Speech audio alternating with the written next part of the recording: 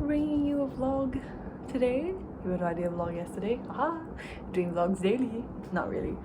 But I thought I would talk about something that I've talked about on my Insta stories, my Instagram lives, and also my main channel many years ago.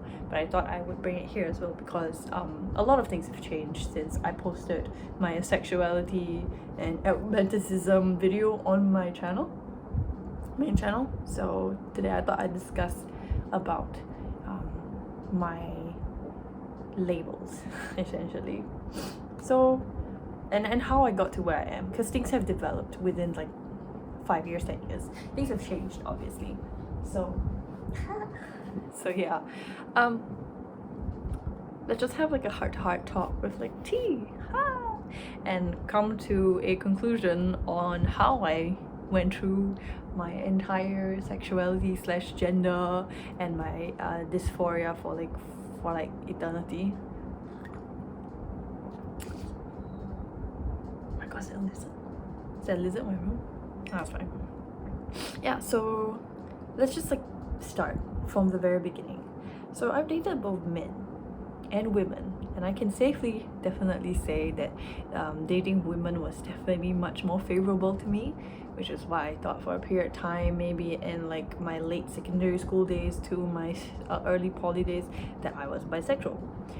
During my O-levels, like the end of my O-levels, I was waiting for my results, and going into poly, I dated a few women, girls actually, not women, but I dated a few girls, and I thought I was bisexual.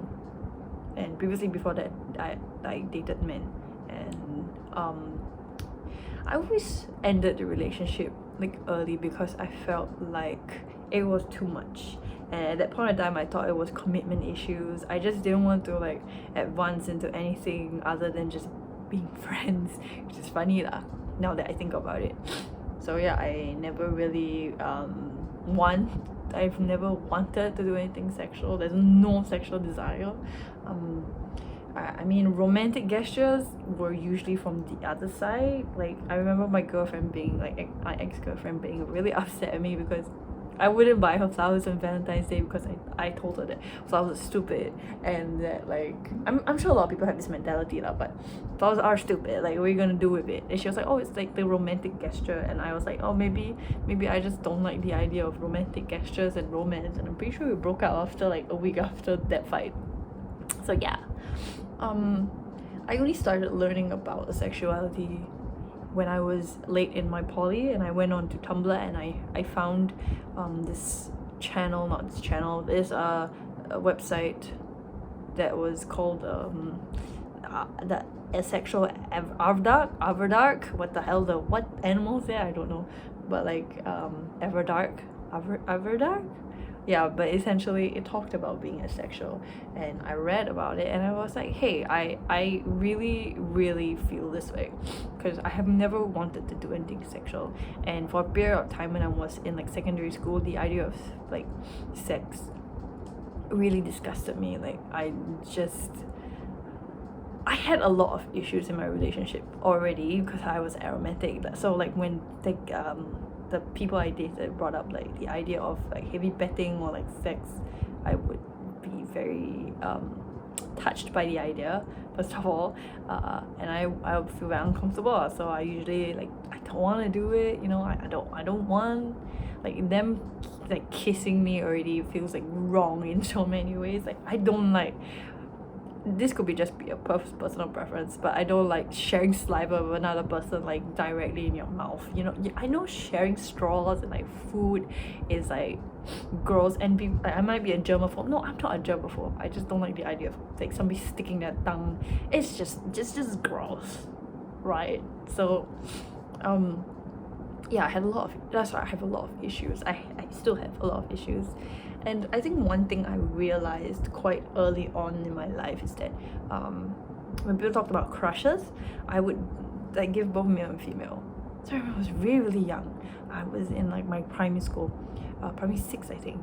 And at the end of the year, they were writing this like, I don't know, this like small little booklet where everybody would sign their names and put in like, oh, this is how you can contact me even though we've graduated and stuff like that. And then I remember one of the questions that was asked in somebody's book was, oh, who do you look up to, who do you idolize, like who you like uh who was your idol in class or something like that. And I put a girl's name because I really really liked her, and I really looked up to her, and I really wanted to be a friend, but I was too like shy to talk to her because she was kind of shy too.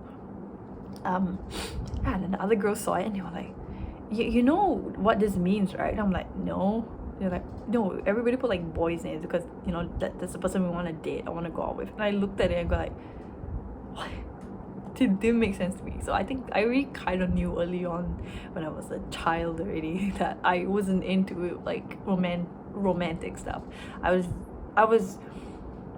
just wanted to be,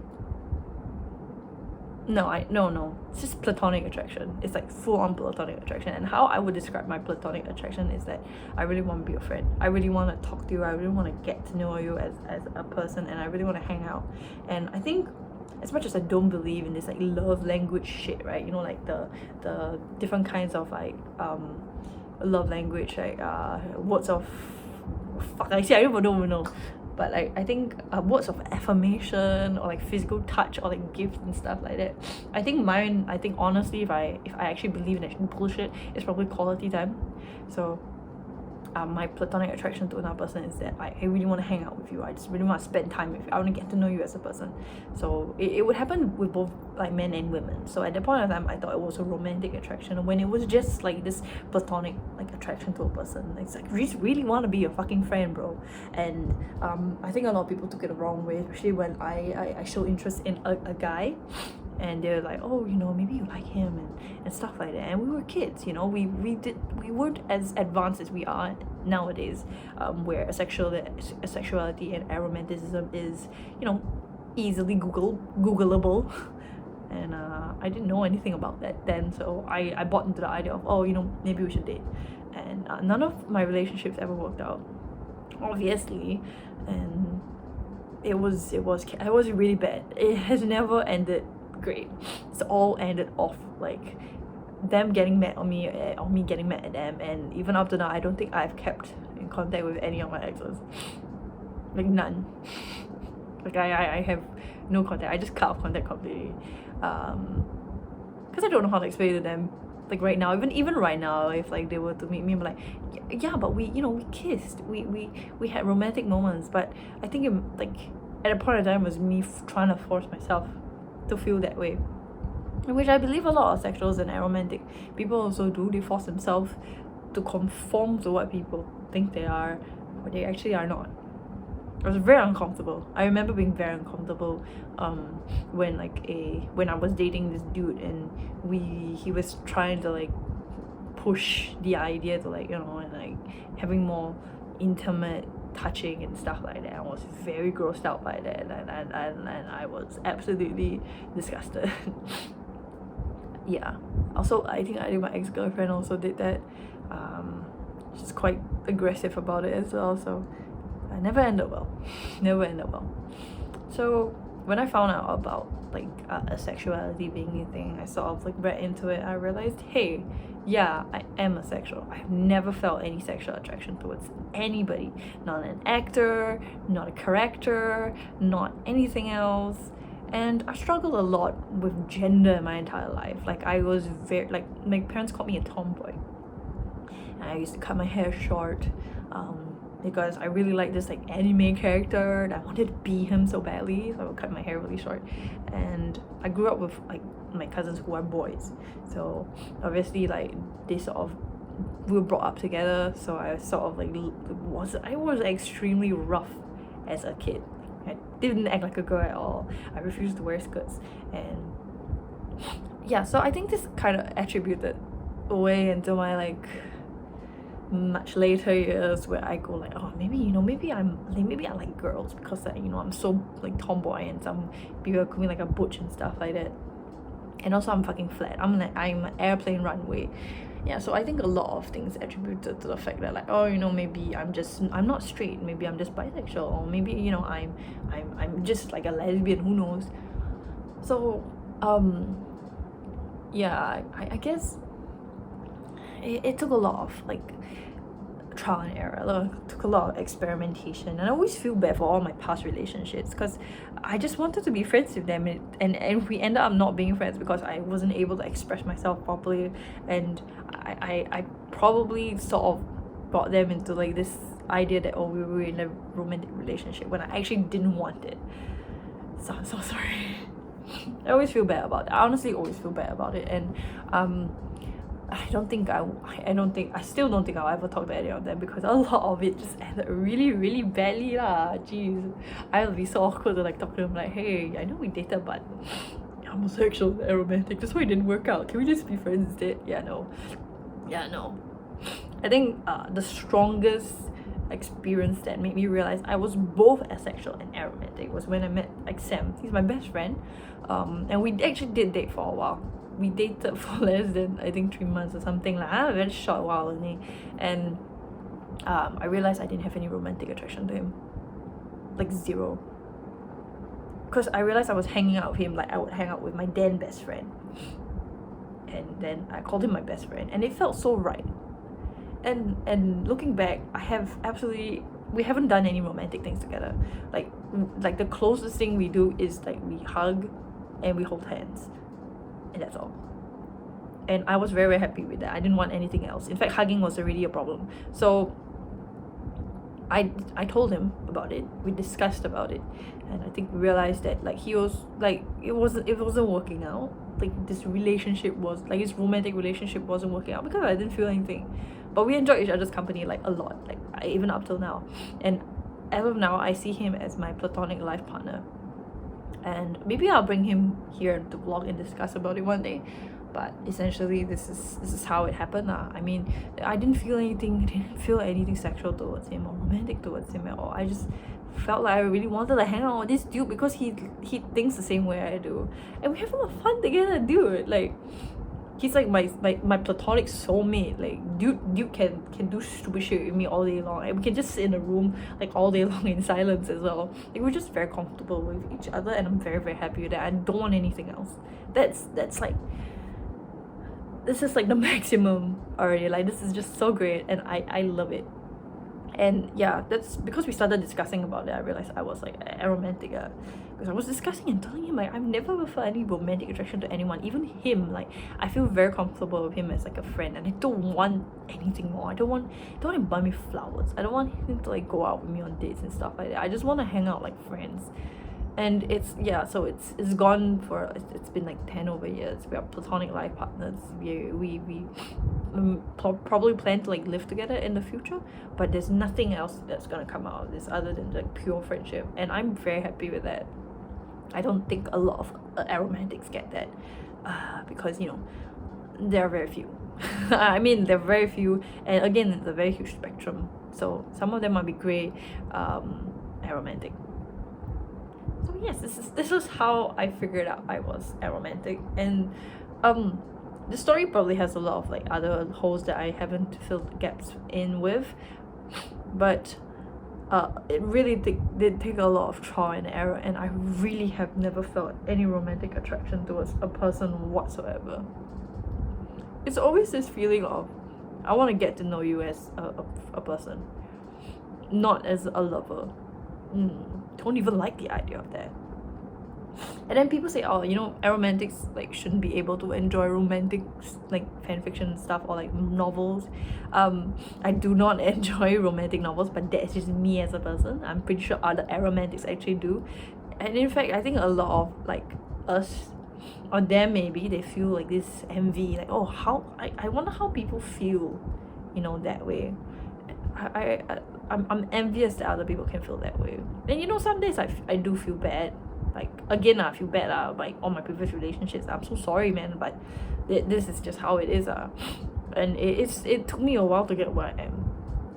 And I don't think I'm very proud to be aromantic asexual. I'm super proud. Like, I try to educate people. People don't get it, and a lot of them always tell me, oh, it's a phase, or like, oh, you're hanging out with Sam a lot, are you sure he's not your boyfriend? No, we're just platonic life partners. And if I have a crush on anybody, it's always very platonic, and it's always directed at women.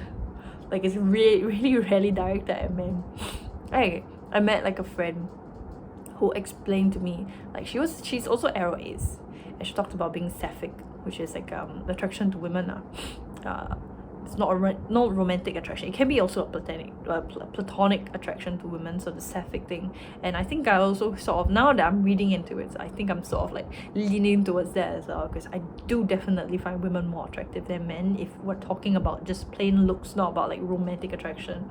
And a lot of my life, I think a lot of my platonic attractions are also towards like women. I was like, oh, I want to be your friend, I really want to hang out with you, but I don't want to give you like the wrong signals, because everybody's out there calling me a lesbian, you know, and I'm not doing a great job myself, like showing off that I'm not lesbian. I literally like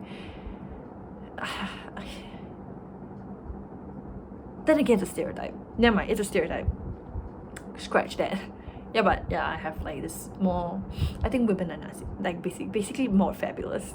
I have no attraction towards men. Not because like I'm a sexist or like a misogynist lah. Just don't think men are that attractive. Sorry.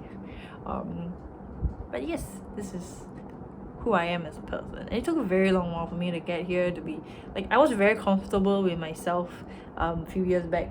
But if I were to be back in like poly and talking about it made me super uncomfortable, because everybody was like getting into relationships, and I felt like the odd one out as well.